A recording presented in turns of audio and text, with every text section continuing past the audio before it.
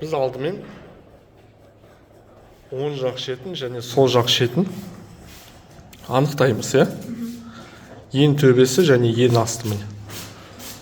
Енді аламыз да ені қысқа болғасын, енін аламыз, қысқа жағын. Оны биіктігіне саламыз. Бір, где-то 1,5. Түсінікті, Мысал ретінде енді қағазда алған кезде, мысал ретінде біз произвольно аламыз қағаздың шетінен. Произвольно аламыз. И мына шеттен.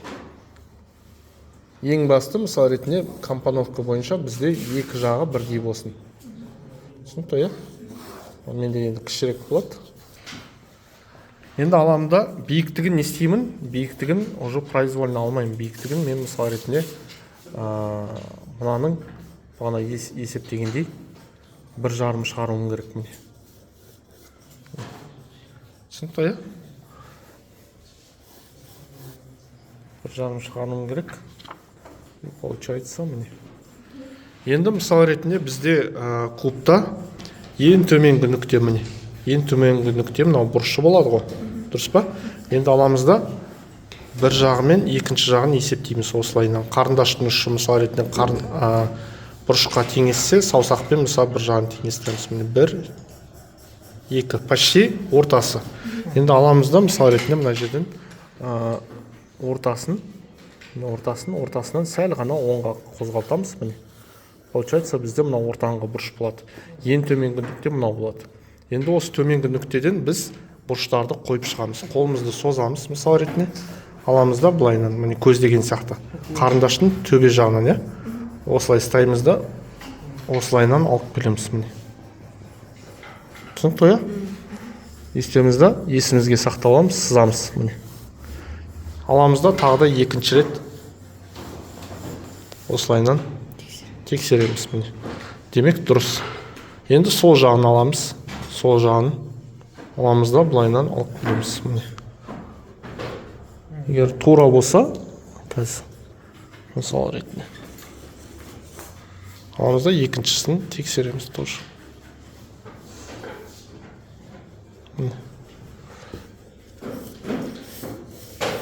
Сызылған черновик аламын. Міне. Бізде уже не? Мынау бұрыш бар. Яғни бізде мынау бұрыш бар. Табаны бар. Бізге енді мынау үстін табуымыз керек. Ол үшін біз не істейміз? Аламыз да мына бір жағын алып, мысал ретінде биіктігімен салыстырамыз. Міне. Бір жағынан аз болуы мүмкін. Мысал ретінде аламыз да нақты өлшейміз. Бір жарым болса, бір жарымнан аз болып тұр негізінде. Тым кішкентай болып қалады екен. Тағы да өлшейміз.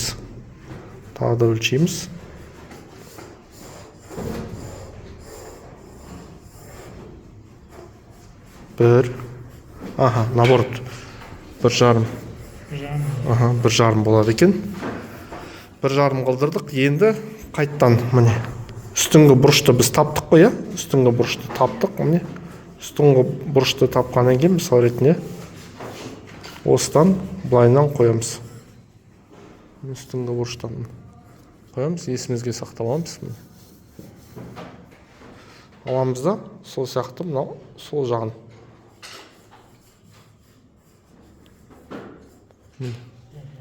Есімізге сақтап аламыз.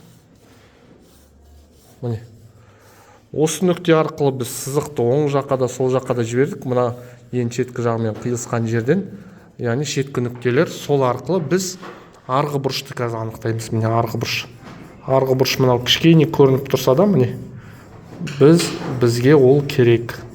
Сол арқылы біз таба аламыз. Міне. Аламыз да осылай есімізге сақтап аламыз.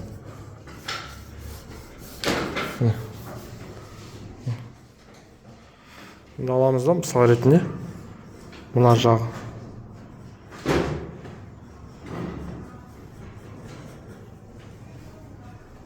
Примерно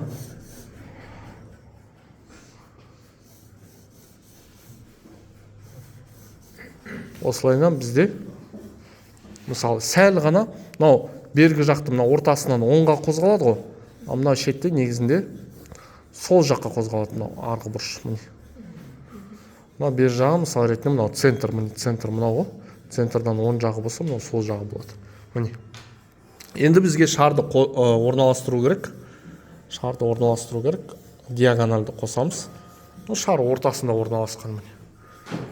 Енді осыдан аламыз да сол ортасынан осыны көтереміз. Ал шардың биіктігін табу үшін мысалы ретінде біз кубтың биіктігімен салыстырамыз. Міне шардың биіктігін аламыз. Бірдей ме екен? Бірдей. Мысалы ретінде аламыз да. Енді шардың табаны мына ортасы болғаннан кейін мына кубтың биіктігін ала саламыз да бүйтіп қоя саламыз. Біз сәл қателесіптік негізі биіктігінен. Енді аламыз да осы ара қашықтықты екіге бөлеміз.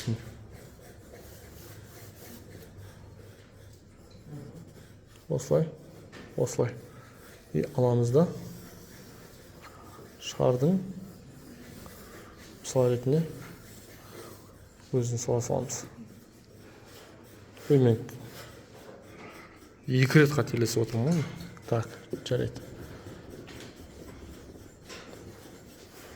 Қай жерден өлшегім? Жота қысқа өлшеп ұстаптым шардың биіктігін. Так, енді мынаны біз екіге бөлеміз.